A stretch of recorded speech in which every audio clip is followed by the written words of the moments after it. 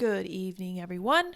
I've been mulling over tonight's video for a while and I finally just decided to jump into it because I'm going to try to bring a lot of things together and explain how it looks like they're connected to me. So you'll have to stick with me. Hopefully at the end I'll be able to give you the right kind of conclusion that I'm always looking for in these ridiculous articles. We're going to be talking a lot about speech today. We're going to be talking about the power of words. We're going to talk about whether postmodernism has the correct grasp of words and what the right can learn from the postmodernists. It's going to be kind of an interesting trail, so I hope you guys will stick with me for the whole thing. But we are going to start with something a little bit funny.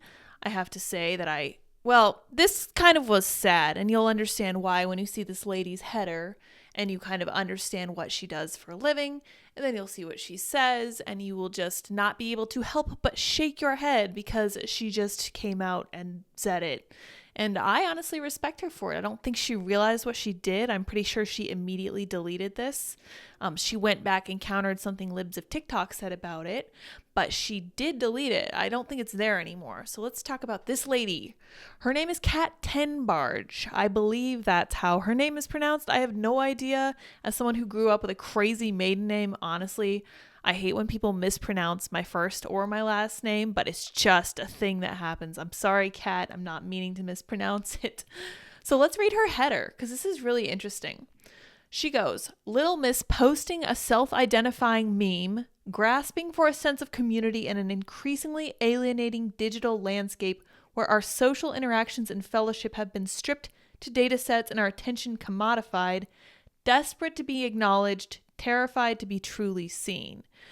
That is a really interesting header. It is over wordy, as we know leftist memes tend to be, but this lady is a journalist, okay? She's a tech and culture reporter at NBC. She's general trigger warning for content related to abuse and sexual violence. Okay, fine, whatever. I found that header to be so telling because it feels like she's kind of almost on the verge of being correct. And as you'll see from her tweet, she's a lot closer to the truth than she realizes. And I can't help kind of wanting to give this little shove and be like, hey, look at this. You are saying what you don't realize you're saying. You're definitely saying the quiet part out loud. So let's look at this tweet.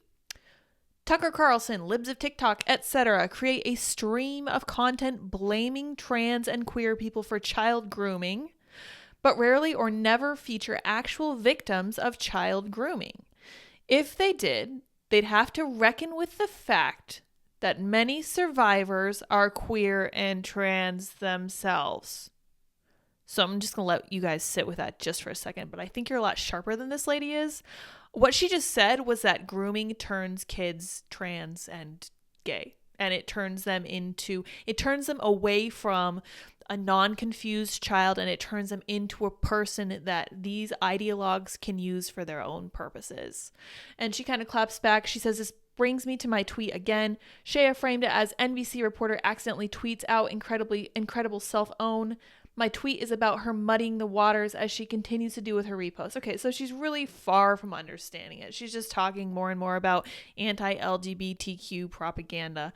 She herself just got done saying that grooming results in kids who are queer and trans. Like, this is a serious issue. And apparently she can't make the connection between grooming and kids turning into queer and trans individuals. But I do feel bad for the kids who are groomed into this. It's awful. I know people who were groomed. I know people who escaped. I know people who were trafficked. None of it is great. All of it is awful. And all of them do deserve to be heard. And certainly the victims of grooming deserve to be heard. In fact, I completely agree with this reporter. I think that everyone should hear every word that every kid who was ever groomed has to say. And we can crunch the numbers on who is more influenced to be trans and queer and who comes out and like straightens out their life one last time and kind of gets their show back on the road despite being groomed in their youth. I think she needs to do some serious self-reflection on this tweet because I don't think she understands what exactly she was going for and what exactly she said. And again, just trying to blame libs of TikTok for, quote, muddying the waters when that's literally all they do. I'm going to change the order. My notes are a little bit different, but there was a really, really interesting thing that the UN tweeted out earlier today that I found absolutely fascinating. So let's take a quick peek over here. Oh my gosh, did I not pull it up? I'm upset if I didn't. We have to see this. We absolutely do. Okay, let's find this together. Twitter.com/UN. They got ratioed for this one. It was totally crazy. Oh, we love the UN. They're wonderful. Blah, blah, blah. Oh, there we go. Words can be weapons. Really? Interesting. Hate speech online can lead to cruelty and violence in real life. Get tips for how you can say hashtag no to hate. Words can be weapons. That is so interesting. And then Ron Coleman jumps in, thank goodness for Ron, and says speech is not violence, violence is not speech. But do you guys understand how there is such an advantage to them to say that words are violence and violence is not violence? There's a really interesting thread that runs through today's video because the postmodern idea of the truth and words as a method of conveying their form of the truth is truly fascinating because they grasp, they understand, and I think they recognize the importance of words, and this is why they continuously redefine them.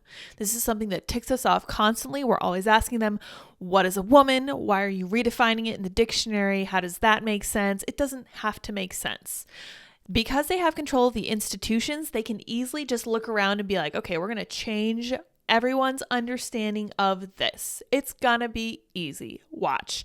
And then they do. And then Merriam-Webster puts it in the dictionary. And then the UN talks about how words are violence. And, the rioting that happened in the summer of 2020 is just brushed off as nothing. It's not really violence. They had a real reason for doing it. And it's insane to me. This microphone is going to be the death of me just between us. It keeps popping up and it's going to smack me in the face. So I'm truly trying to control myself over here. It keeps trying to move up. Okay. I'm kind of on tenterhooks. Hopefully it stays where it's supposed to stay. It's supposed to be like really easy to move and kind of float up and down really nicely. Lately, it's just been like shooting up when I'm like in conferences and meetings. It's absolutely insane. Anyway, I digress. I just wanted to bring up that ridiculous UN tweet because they were pretty thoroughly ratioed. Let's see what they got up to. Yeah, they have 4,000 comments and 1,700 retweets. So I don't think they're achieving the goal they hoped to achieve.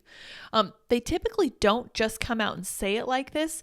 This is such a UK kind of 1984, I know it's overdone, method of just being like, truth is lies, lies are truth, whatever we think is true, whatever we tell you is correct. We are the party. We'll tell you that 2 + 2 = 5, and you're going to believe it.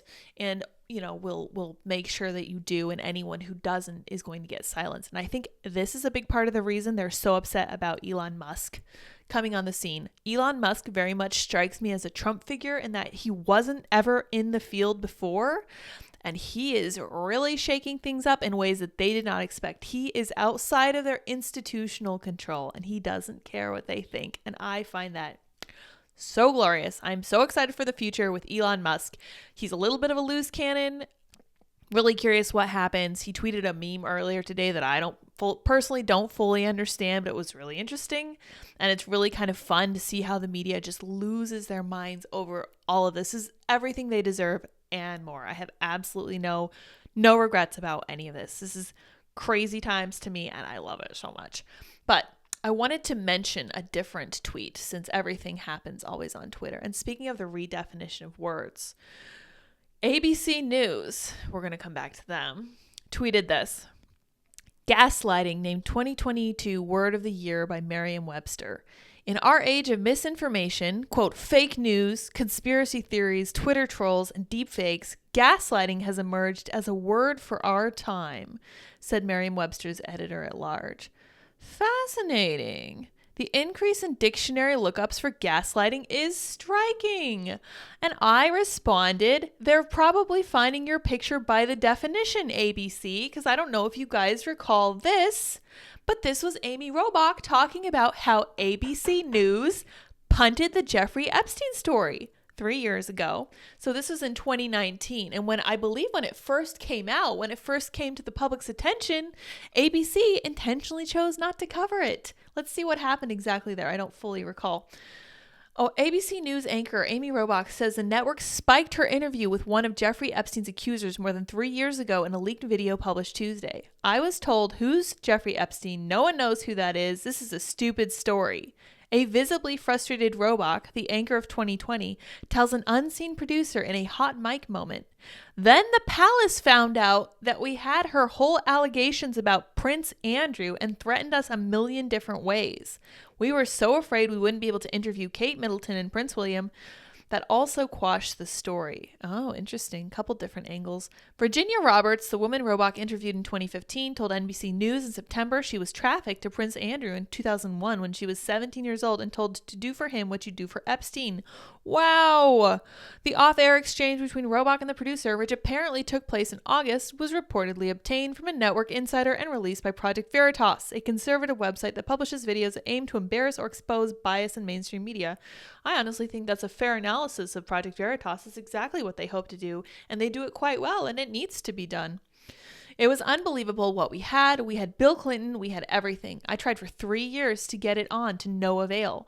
And now it's all coming out and it's like these new revelations and I freaking had all of it. I'm so pissed right now. Every day I get more and more pissed because I'm like, oh my God, we had what we had was unreal. Robach says in the video, wow, I feel really bad for her because it seems like her calling was to actually share the news and then she got into a position where she wasn't able to do that. I can imagine how unbelievably frustrating that would be. But I kind of think that's enough of that. But this is so fascinating to me to realize that ABC News, now CBS was the one that spiked the story about the Hunter Biden laptop. And they chose to cover it more recently and be like, oh yeah, hey, look at that. It's all true. That's so crazy. ABC News attempted to do a form of gaslighting. Now, if you guys don't know what gaslighting is, it's not lying. It's a very interesting concept. I think we should look it up because it's actually a really fascinating idea. Define gaslighting. Oh, to manipulate someone by psychological means into questioning their own sanity. In their first episode, Karen Valentine is being gaslighted by her husband. That is so interesting. This is exactly what the mainstream media does to conservatives. And I have no problem coming out and saying it because it's 100% par for the course for them. They do everything in their power to make you feel like you're alone. And this is something that I talked about in October of 2020 when we had our event. I remember it very clearly because it was very important to me. This is one of the only things I remember saying. That night was definitely a blur. There was a lot going on. There were a lot of people looking at me and I was very nervous to be in front of a crowd. But one of the things I wanted to hammer home was that all this stage fright is great because it means that all of you guys are here and all of you guys understand the other person here. You all understand each other's point of view. That means you're not alone. That means that what the media has been trying to tell you is BS. They do not know what they're talking about. And it's not that they don't know what they're talking about. I genuinely believe that they are not acting out of ignorance. I think at this point they're absolutely acting out of malice, but I don't think I'm really telling you guys anything new by saying that. I just think it bears repeating. And I think that the mainstream media's entire goal in their display of right-wing actors, the whole point has been to try to make conservatives feel like they're crazy and there's no one else who thinks like they do. And we know this isn't the case, and I want you guys to go out into the world with this understanding too. And I think that I found a couple really interesting and wonderful ways to plug in with the conservative community recently. And that is via Telegram. I don't know if you guys have ever used the Telegram app. It is a secure messaging app. It is not as secure as Signal, but it's very interesting because it's almost like a Twitter counter. Not a counter. It's so hard to explain because it's like a short messaging app, but it's like you enter groups. You can join groups where you don't add anything, where you don't say anything. Things just flow past you and you observe them. Like I'm in a meme group that I find really fun and exciting.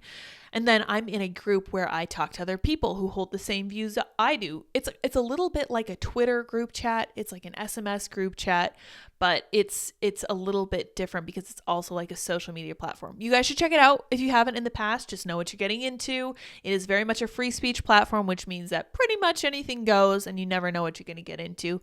If you find anything disgusting and disturbing, go away from it, delete your presence in the group or wherever you are, and just make sure that, you're not engaged in anything you don't want to be engaged in, because free speech means that things can get wild and crazy. And it's good to keep in mind that when you go into something like this, you might be exposed to ideas that you find shocking and horrifying and just completely disagree with. It's just always good to keep in mind. I think that free speech is a wonderful thing. I do know how wild it gets when there is absolute free speech and absolutely no halts on it. I don't know about Telegram's position on being a publisher versus being a platform. I think that they consider themselves fully a platform, and all the responsibility for the speech is to whoever creates the group or whoever engages with it. I believe that's the case. But anyway, I digress. I think that the media has been gaslighting conservatives for a very long time because they understand the power of words. Another excellent example of them doing this to regular people is this article from The Guardian, which we all know and love. It's truly a fantastic source. I can't get this frame just right. Just bear with me here. Okay, Stuart Heritage. Let's see what Stu has to say about this horrifying thing. It's a documentary. Ancient Apocalypse is the most dangerous show on Netflix. A show with a truly preposterous theory is one of the streaming giant's biggest hits, and it seems to exist solely for conspiracy theorists. This is my favorite part. Why has this been allowed? Oh my. Okay. Someone's clutching his pearls over here. Let's hear what he has to say. At the time of writing, Ancient Apocalypse has been comfortably sitting at Netflix's top 10 list for several days. This presents something of a mystery because the show closely resembles the sort of half-baked filler documentary that one of the lesser Discovery channels would slap up at 3 a.m. between shows about plane crashes and fascist architecture. Ancient Apocalypse obviously has an audience, but who on earth is it? Fortunately, you don't have to watch for long to find out. In quick succession, during the pre-show sizzle reel, we are treated to a clip of the show's host, Graham Hancock, being interviewed by Joe Rogan. Dun, dun, dun. You're welcome. That's entirely editorialized. Finally, we have an answer. Ancient Apocalypse must be a TV program. Oh, program with 2 M's and an E. This guy's definitely British. Made exclusively for people who like to shout at you on Twitter. That's not the case at all. Those aren't the kind of people who like to shout at me on Twitter. The kind of people who make documentaries about fascist architectures are more likely to be the ones shouting at me on Twitter. Just saying. Of course it is. These people are Hancock's bread and butter. The free thinkers who, through some bizarre quirk of nature, are often more perennially outraged than anyone else on Earth. They're drawn to Ancient Apocalypse thanks in parts to Hancock's loud and persistent claims that his life's work is being suppressed by big archaeology. The thrust of Ancient Apocalypse is as follows. Hancock believes that an advanced Ice Age civilization responsible for teaching humanity concepts like math, architecture, and agriculture was wiped out in a giant flood brought about by multitude comet strikes about 12,000 years ago. Okay, so far it doesn't sound that crazy. There are signs everywhere you look, he says. To prove this, he spends an entire television series looking everywhere. Travels to Malta, Mexico, Indonesia, and the US purely so he can look at remnants of old structures and insist that they prove his theory. Which isn't to say that is all he does, of course, because a great deal of every episode is spent railing at the buttoned-up archaeological institutions that fail to listen to him because, according to them, the whole theory doesn't stand up to any scrutiny whatsoever. The result, sadly, given it's about an intelligent life form being exploded off the planet in a hail of comet fire, is preposterously boring. Hancock goes to a place and says they want you to think it's this, but actually it's that, over and over again. I once got trapped at a party with a flat earther. It was a very similar experience to watching this. I honestly can't help feeling that being trapped in the presence of a flat earther was exactly what Stu deserves for bringing us articles like this. All right, let's see. Let's go to this final sentence that Stu had better give us a freaking conclusion in. But hey, not all conspiracy theories are bad. If you don't like Hancock's story about the superintelligent advanced civilization being wiped off the face of the planet, here's another that might explain how Netflix gave the green light to Ancient Apocalypse. The platform senior manager of unscripted originals happens to be Hancock's son. Honestly, what are the chances? Okay, that's fine. You can point out nepotism if that is the case at Netflix. But what you can't say is ask the question like, why was this allowed to happen when somebody made something of their own creativity and use their free speech to ask a bunch of questions that you personally find silly? That is utterly ridiculous. That deserves scorn. I'm sorry. That's absolutely mockable. And Stu strikes me as the kind of gentleman who would definitely identify himself as a male feminist, which automatically for me removes all respect from him. I don't find that in any way compelling, and the way he writes is just as bad as the documentary he claims to be criticizing. But let's get into what the New York Times has to say about critical thinking, since we're asking questions of critical thinking with these conspiracy stories. This is an old article from them that I never really had a chance to talk about, and that we didn't really even brush over on Timcast IRL, unfortunately, because I think it's a fascinating piece, and I love the subtitle.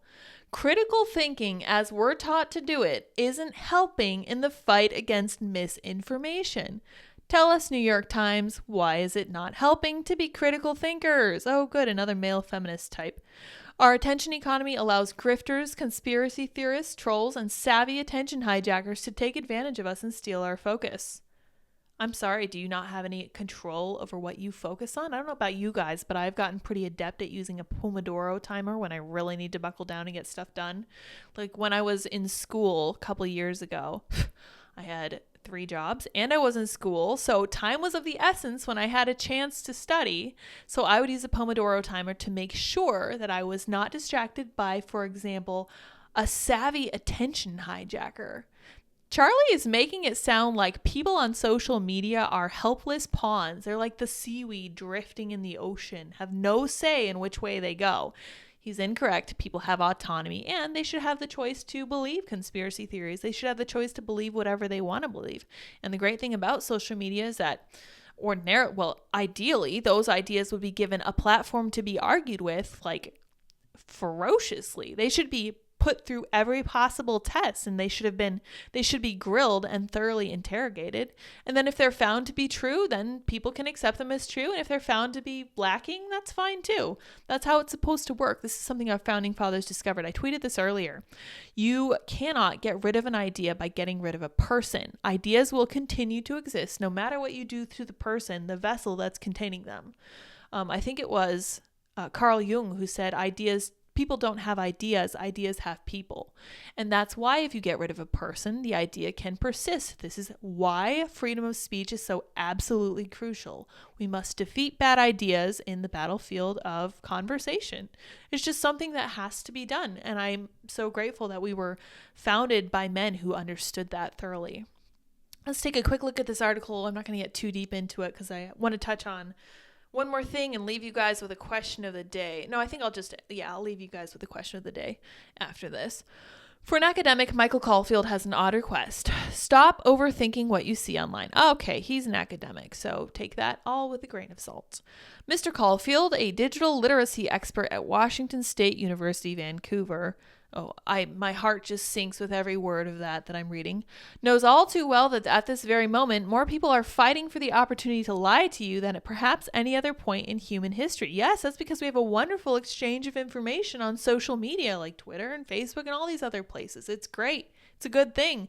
It's something that every sharp person should be aware of, and I'm glad they're saying it. But let's continue. I don't think they're going to stop there. Misinformation rides the greased algorithmic rails of powerful social media platforms and travels at velocities and in volumes that make it nearly impossible to stop. Oh my gosh, this is terrifying. That alone makes information warfare an unfair fight for the average internet user. But Mr. Caulfield argues that the deck is stacked even further against us, that the way we're taught from a young age to evaluate and think critically about information is fundamentally flawed and out of step with the chaos of the current internet. Okay, so it's a pretty bold statement. Saying that we're taught wrongly to think critically is a kind of edgy thesis that I think lots of academics would find truly compelling, but that does not hold water in the real world.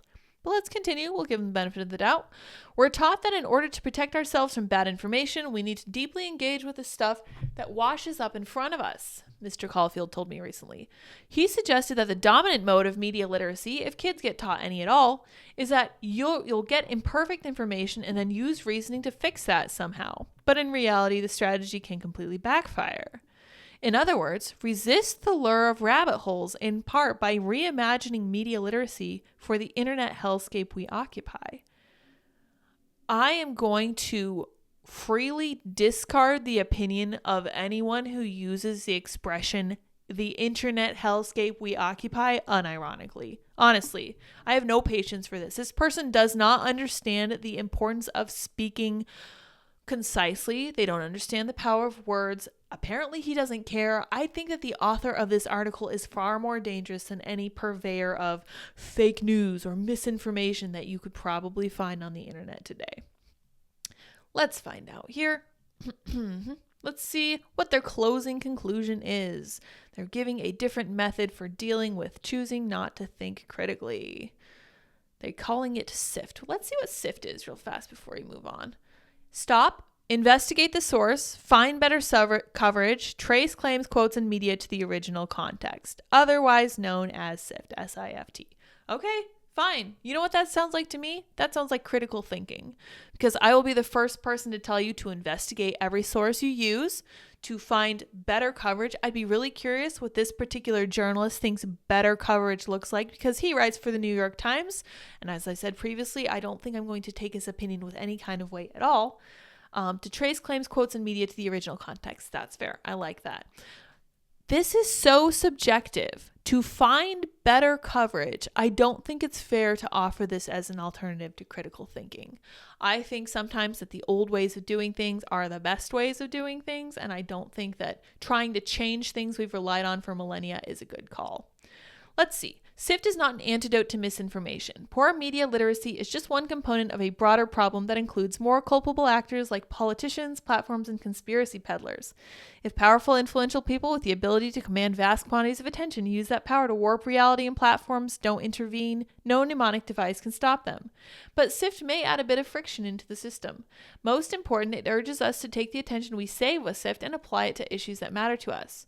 Right now, we're taking the scarcest, most valuable resource we have, our attention, and we're using it to try to repair the horrible, broken information ecosystem, Mr. Caulfield said. We're throwing good money after bad. Our focus isn't free, and yet we're giving it away with every glance at a screen. But it doesn't have to be that way. In fact, the economics are in our favor. Demand for our attention is at an all-time high, and we control supply. It's time we increased our price. That's an interesting conclusion. I have to say I completely disagree with him, because as I stated earlier, I think that the only solution to something like misinformation is full, free, open, honest, ongoing debate. And if social media is the place to do that, awesome. If the real world is the place to do that, also awesome. We just need a way to distribute it then, just because we have the internet. I really don't like this idea that we need to discard critical thinking. I don't mind that they're giving us an alternative. I think that's fine. At least they're not just complaining about something, because I really don't like when people complain and people offer and then proceed to offer no, solution. At least they're trying, but I think they have it entirely backwards, and it's very clear that they don't understand or respect actual freedom of speech to any degree, which is sad, but not surprising. So my question of the day for you guys today, as I'm wrapping all this up, is, do you think that words shape our reality? And I'll let you think about that for a minute, and then I will give you my answer. Do you think words shape our reality? I believe that words do shape our reality very deeply, and I will explain why. I don't know if you guys have heard what Jordan Peterson had to say about the Logos. So when he was talking about the Bible, he was discussing the Christian view of the spoken word and Jesus Christ as being the word of God. So out of the Judeo-Christian tradition, we find that, let me read this quote. Truth buttresses you to the most thoroughly against the vicissitudes of being. And he's specifically speaking about verbal truth. I believe firmly that words matter. I think that postmodernists understand this in a way that conservatives do not. I think that conservatives have really missed the mark with their understanding of spoken truth and verbal acuity and the importance of words, the use of words. We've simply stood by and wrung our hands while they change definitions and actively gaslight us. And that's been to our detriment. And I think that we have to put a stop to that. I don't even know where to begin with that as far as conservatives go, because we would have to reshape the entire movement from the ground up, which I don't think is something that's going to be easily done. I think we can only look at ourselves and understand the importance of the words that we use, understand the importance of adhering to full, true, serious definitions. I don't know if you guys have seen this quote from Henry Ford. Split hairs about him, as I'm sure you will. He was a powerful mover and shaker in the 20th century. He said, whether you think you can or you think you can't, you're right. And what you think is based entirely on what you tell yourself, which is often informed by what other people tell you. And I am here to tell you that this is entirely correct. I think that your mindset shapes everything that you do. And I will tell you this because I'm a big fan of Stoicism, and they talk constantly about how your perception, your understanding of the world, your expectations are entirely within your control. And if you want to change the world to be what you want it to be, and if you want to get ahead and make good things happen, you need to shift your own perception. That you do control. You control almost nothing else in your life. You don't control what people think about you or what people say about you. You control how you respond, and you control how you think about that situation. And I don't think that there's any better personal philosophy than that. That's one of the truest things I've found as I've aged, unfortunately. It's been consistently true for me with everything that I've ever realized. I'm like, okay, well, I'm really frustrated with this situation. What am I going to do about it? Can I change the situation? No. Can I shift my perception about it? Yes. Can I start looking at what lesson I'm going to learn from the situation? Absolutely. And I find that to be very helpful too. It's very possible to stay very positive as you move through life with the understanding that your perception is one of the only things you have any control over, and that changes everything about how you view the world. But yeah, like I said, postmodernists do understand the importance of words. The conservatives are just catching up at this point. We have to make this happen immediately. Postmodernists know how essential words are. We should too, and we need to take that action. The sooner the better. And I don't think we can start again from the top down. I think that we have to do it individually. We have to teach it to our kids. We have to understand it ourselves. We have to look for it at church. We have to go out and make friends who believe the same thing and who will inspire us to do the same thing. And I really think that that's how we kind of save the world. All the way from Kat Tenenbarger to the UN tweet to ABC being ridiculous to that ridiculous, don't think critically article. It all comes down to how the left uses words to their own advantage. And the conservative wing needs to understand that, and they need to start fighting back. We need to start being on the offense. I am sick of being on the defense. It's very important that we actually make cultural difference. And in order to do that, we'll have to have the right mindset. And that is essentially of going to a form of war, because that's exactly what this is. This is an information warfare, if you will. I think that because it's being fought online, that's a fair analysis. And on that note, I hope that you guys will join me tomorrow. But until then, bye guys.